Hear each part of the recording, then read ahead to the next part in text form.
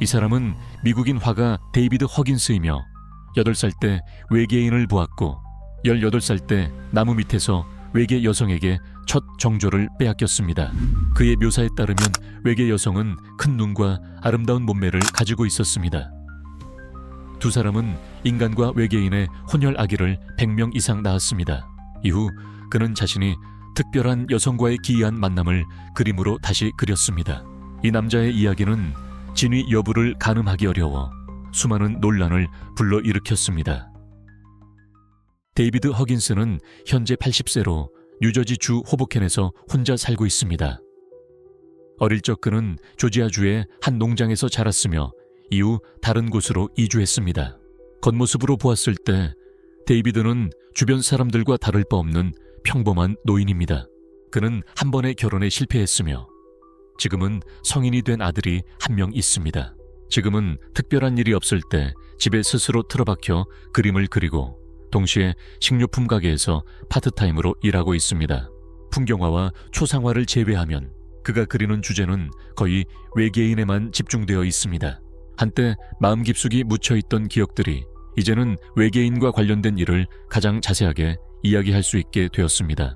데이비드는 자신의 경우를 납치라고 표현하지 않는데 그 이유는 자신의 상황이 세계의 다른 피해자들과 전혀 다르다고 생각하기 때문입니다. 지금까지 그는 외계인과 관련된 그림을 수백 점 그렸으며 그 작품들의 주인공은 바로 자신과 한 외계 여성입니다. 많은 사람들이 데이비드를 접하면 그의 경험과 생각에 충격을 받습니다. 8살 때부터 데이비드는 다양한 종류의 외계인을 볼 수 있었습니다. 지금까지도 다른 행성에서 온 손님들이 자주 그를 찾아옵니다. My first encounter was when I was 8 years old. I was playing at the base of a tree, and I hear this voice say, "David, behind you." And I turned around, and there was this little hairy guy with large glowing eyes coming straight toward me. I thought it was the boogeyman. I didn't know what to think of it. What was interesting is that for a split second, I felt as if I was in his eyes looking at me. Then I just freaked. And I ran to the barn, and I glanced back, and the little hairy guy was turning around and going back into the woods. The eyes were just glowing, is the best way to put it. They just glowed. 그 후로 그는 다양한 종류의 외계인을 자주 보게 되었습니다. 그 기이한 외계 생물들 중에는 회색빛을 띠며 곤충과 비슷한 몸을 가진 종도 있었습니다. 데이비드는 그 생물들이 지구의 노동을 위해 파견된 것이라고 생각합니다. 그 밖에도 외계 여성들이 존재했습니다. 데이비드의 그림 속 외계 여성들은 모두 매우 날씬한 몸매를 가지고 있으며 인간과 유사한 체형에 얼굴은 작지만 눈은 거대합니다. 그 중에는 크레센트라는 이름의 외계 여성이 있었는데 그녀가 18살 때 데이비드의 첫 경험을 빼앗았습니다. I was walking in the woods, and I see a woman sitting under a tree. And she gets up, and she starts coming toward me. I become very aroused sexually. I couldn't get my pants down fast enough. I fall back on the ground, and I'm lying there, and she's looking at me, and I reach my climax, which was quite painful, actually. It was very intense. 데이비드의 기억 속에서 이 첫 외계인과의 사랑은 매우 아름답고 매혹적인 몸매에 긴 손톱과 큰 눈, 그리고 특이하게 창백한 얼굴을 가진 존재였습니다. 그의 말에 따르면 그때 이후로 그는 크레센트와 남녀 관계를 계속 유지했습니다. 19살에 조지아 고향을 떠나 뉴욕으로 그림을 배우러 갔을 때조차도 그는 크레센트와 다른 시간대에서 자주 만났습니다. 데이비드는 또한 자신이 크레센트와 다른 외계 여성들과 함께 100명 이상의 혼혈 아이들을 낳았다고 주장했습니다. I was doing some painting, and then all at once, the wall opens up, and there is Crescent, and she's very stressed out. And she says, "David, the baby's dying." And I go, "Baby? What baby?" "Your baby, but it's dying." And I says, "Show me my baby." At first, she wouldn't do it, and I had to yell it out 3 times, really loud. "Show me my baby." She picks the baby up out of some container and holds it out in front of her. and the baby's just like dangling. And I say, no, no, no. Don't hold the baby like that. Cradle the baby in your arms. Listen, I've got to come there. No, you're not allowed. My baby's dying and I can't come there. Watch this. And I go and I pass out on my bed. The next thing I know, I'm there. I see Crescent holding the baby. The baby is not moving. And I reach over to touch it. And just as I touch it, like static electricity jumped from my hand to the baby. And the baby moved. 그때 곤충과 비슷한 형체를 가진 외계 생물이 저를 바라보며 따라오라고 명령했습니다. 그래서 그들은 저를 수많은 신생아들이 있는 방으로 데려갔습니다. 그곳에는 수백 명의 아기들이 있었는데 모두가 데이비드와 외계 여성들의 혼혈 아이들이었습니다. 데이비드는 또한 그 아이들을 같은 방식으로 구해냈으며 이후 그는 외계인들에 의해 다시 지구로 돌려보내졌습니다. 나이가 들수록 데이비드의 외계인과의 경험은 더욱 기이해졌습니다. 1990년 무렵 그는 신비한 장소에 갔는데 그것이 우주선인지 아니면 다른 공간인지 알 수 없었습니다. 그는 자신이 만난 존재들이 먼 행성에서 온 것인지 아니면 지구 위에 또 다른 차원에서 온 것인지 확신할 수 없었습니다. 다만 그는 그곳에서 자신의 또 다른 버전을 보았습니다. 그는 말했습니다. 그 세계나 행성의 사람들은 그의 DNA를 사용해 젊은 시절에 데이비드를 복제했다고 합니다. 그때 데이비드는 이미 50세가 넘었지만 그 복제체는 여전히 20대 청년의 모습을 하고 있었습니다. 데이비드가 그곳에 들어가기 전 복제체는 침대에 가만히 앉아 움직이지 않고 있었습니다. 그러나 데이비드가 다가가 그 옆에 누웠을 때 그는 자신의 영혼이 그 젊은 육체에 이식되는 듯한 느낌을 받았습니다. 바로 그 순간 그는 눈을 뜨고 노년의 자신을 보았습니다. 1987년부터 데이비드는 자신이 보고 경험한 것들을 그림으로 기록하기 시작했습니다. 그의 이야기는 매우 많은 사람들의 관심을 끌었습니다. 아브라함스라는 이름의 감독은 심지어 데이비드의 경험을 다큐멘터리 영화로 만들고 싶어 했습니다. 감독 아브라함스는 진실을 밝히기 위해 데이비드 본인과 그의 아들, 그의 상사, 친구들, 그리고 이웃들까지 인터뷰했습니다. 이것이 정말로 풀리지 않은 미스터리인지 아니면 망상증에 걸린 노인의 환상인지 혹은 단순히 유명해지고 관심을 끌기 위해 지어낸 이야기인지 알 수 없는 상황이었습니다. 접촉과 대화 전 과정에서 아브라함스는 데이비드가 그런 이야기를 할 때 조금도 거짓된 느낌을 받지 못했습니다. 그는 데이비드가 외계인 경험을 이야기할 때 완전히 진실하다고 생각했습니다. 믿기 어렵게 들리지만 아브라함스는 데이비드가 꾸며내는 것이 아니라고 믿었으며 데이비드 자신이 진심으로 외계인을 만났다고 믿는다고 생각했습니다. 데이비드의 아들도 아버지가 말한 것을 절대적으로 믿었으며 그는 한 번도 의심한 적이 없다고 말했습니다. 데이비드의 상사도 그를 믿는다고 말했는데 그 이유는 데이비드가 일하는 동안 단 한 번도 거짓말을 하지 않았기 때문입니다. 감독 아브라함스는 데이비드가 이야기를 꾸며낸 것이 아니라고 믿었지만 여전히 무슨 일이 일어났는지 확신할 수 없었습니다. 왜냐하면 이 모든 것은 그의 이해 범위를 훨씬 넘어섰기 때문입니다. 데이비드의 회화 작품들을 보면서 감독은 그것들이 대단히 흥미롭다고 생각했습니다. 각 그림은 완전한 이야기를 담고 있으며 구성이 매우 생생하고 영화로 각색하기에 적합하다고 느꼈습니다. 그러나 데이비드에게는 그런 것들이 가장 중요한 것이 아니었습니다. 그는 처음에 단지 마음속에 쌓인 감정과 기억을 해소하기 위해 그림을 그렸을 뿐이며 다른 목적은 없었습니다. 그는 또한 자신이 겪은 일들을 정말로 믿어줄 사람이 있을 것이라고 기대하지도 않았습니다. 줄리어스 제이콥 실즈는 미주리주 캔자스시티에 살고 있으며 외계인에게 납치당해 정자를 채취당했다고 주장했습니다. 줄리어스는 자신이 처음으로 외계인과 접촉한 것이 2012년이라고 믿습니다. 아침에 막 잠에서 깨어났을 때 줄리어스는 창밖에서 좌우로 흔들리는 풍선 같은 것을 보았습니다. 자세히 보니 그는 몸이 구부러져 있고 눈은 옆을 향하며 3개의 촉수를 가진 정체불명의 생물을 보았습니다. 그 생물은 3개의 촉수로 줄리어스의 창문을 두드렸습니다. 그것이 그가 처음으로 인간이 아닌 무언가를 본 순간이었습니다. 그것은 또한 그가 이전에 한 번도 본 적 없는 것이었으며 왜 그것들이 자기 집 밖에 나타났는지 전혀 설명할 수 없었습니다. And when I saw that, I just froze. I didn't make a move. 그 후 외계 방문자들은 더 교활한 방식으로 접근하기 시작했습니다. 그는 자신이 먼 행성에서 살고 있는 듯한 이상한 꿈을 꾸기 시작했습니다. It started out more violent, like I would be at war and in battle. And one specific dream I remember is I woke up and I was in this arena, like gladiator style, and I'm looking around and I just see all these creatures and goblins and ghouls just all in the stands, and I don't know what's going on.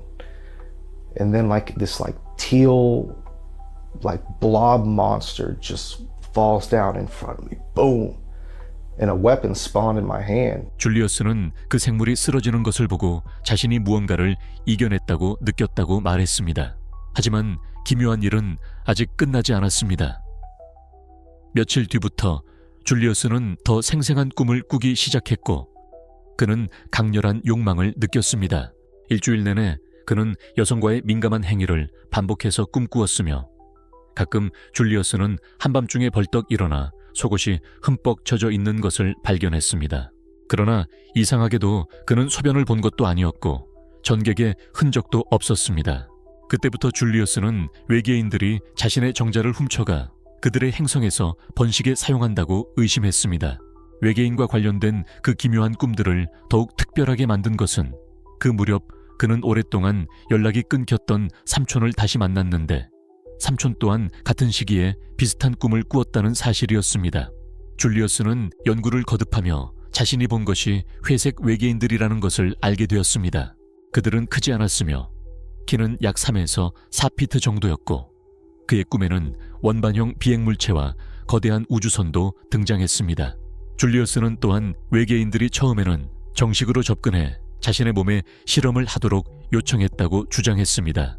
하지만 그가 너무 두려워했기 때문에 외계인들은 더 강압적인 행동을 취할 수밖에 없었습니다. 지금 줄리어스가 궁금해하는 것은 지구와 멀리 떨어진 곳에서 자신의 혼혈 자녀들이 어떻게 살고 있는지에 대한 것입니다. 1977년 중국에서 기묘한 사건이 발생했습니다. 환겐추라는 평범한 청년이 잠자는 동안 수천 마일을 이동하고 3번이나 다른 곳에서 깨어났다고 합니다. 이것은 허구가 아니라 실제 이야기이며 많은 언론에 의해 보도되었고 논란을 불러일으켰습니다. 1977년 7월 27일 밤 중국 허베이성의 한 농부 황 씨는 갑자기 잠에서 깨어나 자신이 완전히 낯선 장소에 있음을 알게 되었습니다. 그는 주위를 둘러보았지만 모든 것이 너무 낯설었고 그것은 결코 그가 익숙하게 알던 집이 아니었습니다. 황은 자신이 꿈을 꾸고 있다고 생각해 허벅지를 세게 꼬집었습니다. 극심한 고통이 그를 소리 지르게 만들었습니다. 그때서야 그는 자신이 꿈을 꾸는 것이 아니라 실제로 완전히 낯선 곳에 와 있다는 것을 깨달았습니다. 이 일은 정말 이상했습니다. 분명히 그는 잠시 눈을 붙였을 뿐인데 왜 이렇게 인적이 드문 곳에서 깨어났는지 알 수 없었습니다. 그는 혹시 친구들이 장난을 친 게 아닌가 하고 의심했습니다. 생각할 시간이 없었던 그는 당장 집으로 돌아가야 했습니다. 아직 많은 농사일이 기다리고 있었기 때문입니다. 그러나 한참을 헤매다 보니 그는 완전히 길을 잃어버렸고 집으로 가는 길을 알 수 없었습니다. 그가 본 유일한 것은 난징이라고 적힌 몇 개의 표지판이었습니다. 그는 이 이름을 희미하게 기억하고 있었습니다. 그것은 황의 고향에서 수백 킬로미터 떨어진 아주 먼 곳이었습니다. 어떻게 내가 수백 킬로미터 떨어진 낯선 곳에서 깨어난단 말인가? 황은 이해할 수 없었습니다. 어디로 가야 할지 몰랐기 때문에 그는 길을 물을 수밖에 없었습니다. 하지만 안타깝게도 그는 주변 사람들이 하는 말을 전혀 알아들을 수 없었습니다. 중국인이지만 지역마다 억양이 다르고 발음과 문법, 어휘에도 큰 차이가 있었습니다. 황은 현지 사람들과 언어 장벽에 부딪혔습니다. 그는 그들이 무슨 말을 하는지 알지 못했고 그들도 그가 전하려는 말을 이해하지 못했습니다. 비록 사람들이 이 외지 농부를 열심히 도와주려 했지만 서로 소통할 수는 없었습니다. 바로 그때 군중 속에서 2명의 교통경찰이 갑자기 나타났습니다. 다행히도 2 경찰관은 표준어로 황에게 물었고 그 덕분에 그는 자신에게 일어난 일을 간략히 이야기할 수 있었습니다. 황은 자신이 이곳에서 깨어났다고 직접적으로 말하지 않고 단지 길을 잃었고 집으로 돌아갈 길을 찾지 못했다고만 말했습니다. 2 경찰관은 황에게 집으로 돌아가는 길을 알려주고 난징에서 상하이까지 가는 기차표를 사주었습니다. 그는 2 경찰관의 지시에 따라 버스를 타고 기차역으로 가서 다시 기차를 타고 상하이 귀향역에 도착했습니다. 그곳에 도착한 그는 그 다음 무엇을 해야 할지 몰라 같은 자리에 머물며 다른 곳으로 가지 못했습니다. 몇몇 사람들의 도움 덕분에 그는 고향으로 긴급 전보를 보낼 수 있었습니다. 동시에 환기 살던 마을의 친척들과 마을 간부들은 그가 열흘 넘게 원인 모르게 실종된 것에 대해 크게 걱정하고 있었습니다. 모두가 상황이 절망적이라고 생각하던 그때 갑자기 긴급 전보가 도착했습니다. 마을 위원들이 전보를 열어보니 그것은 상하이 귀향역에서 보낸 메시지였습니다. 내용에는 환기 상하이에서 길을 잃었고 가족이 와서 데려가야 한다고 적혀 있었습니다. 이 전보의 내용은 주로 환겐추의 개인 신상 정보가 정확한지 확인하기 위한 것이었습니다. 마을위원회는 환겐추의 개인 정보를 자세히 기록하고 그의 왼팔에 있는 점까지 언급하여 상하이에 전보를 보냈습니다. 황의 신원이 정확히 확인된 후에는 귀향이 훨씬 수월해졌습니다. 2번째 사건은 1977년 9월 8일 밤에 발생했으며 황은 다시 한번 신비롭게 사라졌습니다.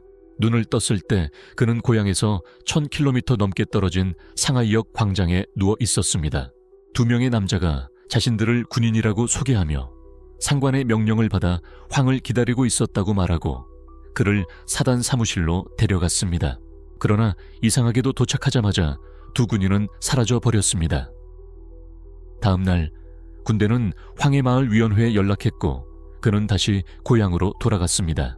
황의 2번째 실종 사건은 널리 의심을 불러일으켰으며 점점 더 기괴한 이야기들이 퍼져나갔습니다. 그 안에는 신화적이고 괴이한 비유들도 섞여 있었습니다. 어떤 이들은 그가 귀신에 씌었다고 했고 또 어떤 이들은 그가 외계인에게 납치되었다고 주장했습니다. 3번째로 환기 사라진 것은 9월 20일에 일어났으며 집으로 가던 중 갑자기 어지럼증을 느끼고 쓰러졌습니다. 정신을 차렸을 때 그는 2명의 교통경찰과 함께 간수성 란저우시의 한 호텔에 있었습니다. 농부가 순간이동할 수 있다는 사건은 전문가들과 권위 있는 언론인들의 주목을 끌었습니다. 이것이 외계인의 납치 사건일 수 있을까요? 다른 사람들은 정신질환이나 스트레스가 그의 이상한 행동의 원인이 아닌가 하고 의문을 가졌습니다. 전문가들은 각자의 의견을 내놓았습니다. 물리학자들은 사실과 농어를 제시했고 심리학자들은 몽유병 증상을 분석했습니다. 반면 외계인 애호가들은 황기 외계 생명체에게 납치되어 실험을 당했다고 주장했습니다. 그 후 황은 최면을 통해 3번의 신비한 실종 동안 자신에게 일어난 일을 기억해냈습니다. 그는 자신이 만난 교통경찰과 군인들이 사실은 인간으로 변장한 외계인이라고 말했습니다. 그의 신비한 실종 사건들은 모두 외계인들이 꾸민 일이었습니다. 방법은 매우 단순했는데 그가 깊이 잠들었을 때 그를 안아올려 다른 곳으로 데려가는 것이었습니다.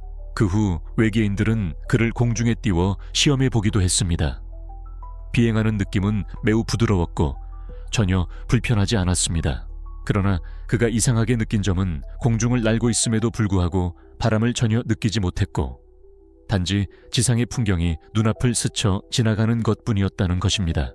물론 황의 말을 들은 사람들은 모두 그것이 매우 비현실적이라고 생각했고 그가 꾸며낸 이야기라고 여겼습니다. 많은 과학자들은 환기 스스로 집을 떠난 것일 뿐 그가 말한 것처럼 외계인에게 납치되거나 하늘을 날았다는 일은 없었다고 주장했습니다. 44년이 지난 후 기자들과 마주했을 때 황은 그 사건이 사실은 농사일을 피하려고 지어낸 이야기였다고 고백했습니다. 그러나 일이 이렇게 크게 번질 줄은 몰랐다고 했습니다. 외계인과 신비한 실종에 관한 소문은 모두 거짓이었으며 그는 단지 몇 권의 잡지를 읽고 몇몇 텔레비전 프로그램을 본 후 스스로 추측해 이야기를 지어낸 것이라고 했습니다. 여러분은 위 이야기에 대해 어떻게 생각하십니까? 영상 아래 댓글을 남겨주세요. 구독 버튼을 눌러주시면 앞으로도 흥미롭고 독특한 이야기들을 계속 보실 수 있습니다. 함께 해주셔서 감사드리며 다음 영상에서 또 뵙겠습니다.